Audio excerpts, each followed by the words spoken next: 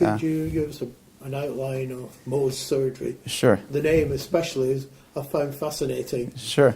So Mohs surgery is it's named for the inventor of the procedure. His name was Frederick Mohs, Right.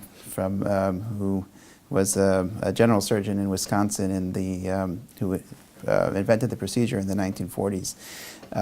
And he came up with the idea of taking out a piece of skin where the tumor is, and mounting the piece in such a way that you could cut it and have the entire cut surface of the tissue on the same plane, and so that when you put it on a slide, on a pathology slide, the person looking at the slide, the pathologist, which in this case is the surgeon, can look at the slide and look at the entire cut surface and see if there's any cancer that's transected, any cancer that's cut, and that way can see if the slide is clear, that means that you're beyond where the cancer is.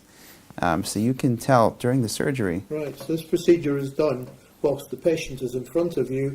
You'll get an instant report from the pathologist. Actually, in most surgery, the surgeon is the pathologist. Right. So in that way, you don't have to have a pathologist tell you, I see some tumor at 3 o'clock, Yeah. and sort of guess where it is. You're But watching the surgeon, I myself can say, okay, it's right there, and then I can mark it on a map and go back to the patient and take it out from where I've seen it. So that's the advantage of most surgeries.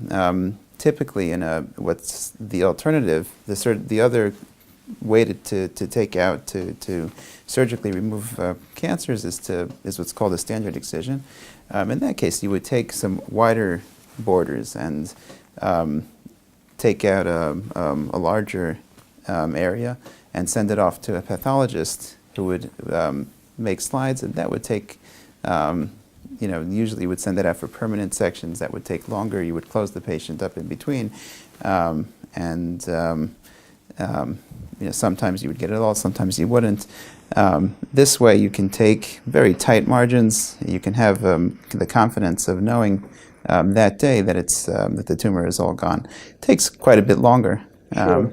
But I'm also aware of the fact that most patients, if they have a skin cancer, there'll be the disfigurement issues or their worries about their appearance afterwards. Presumably the Mohs surgery helps with that as well. Exactly.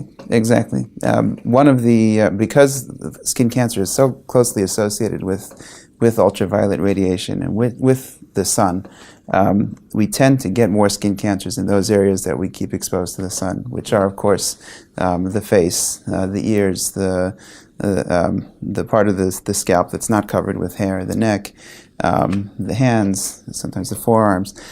So those are the areas that are also cosmetically sensitive, the areas that people see. Sure. So those are the areas that we want to try to keep things small and to keep to be able to close them in the most cosmetically acceptable ways possible.